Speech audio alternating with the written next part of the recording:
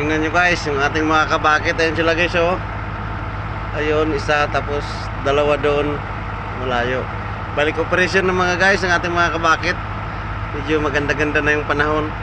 Pero kami hindi pa gaano makapenetrate sa aming mga tinatambakan, gawa ng malambot pa doon guys. So tinatambakan namin, doon kami natambak. So may na yun. Yun, kung mapansin nyo, zoom natin. Ayun, yung bako na yun. Caterpillar yun, ayun, gumagalaw siya, oh. Ayun, oh.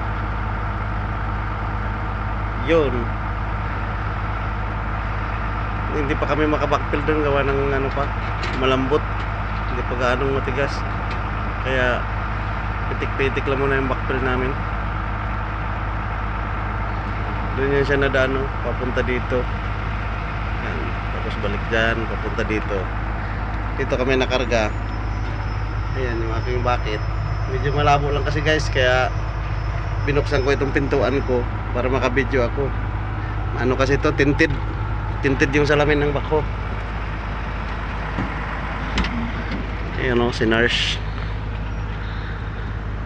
Calibre, si Nars Dome.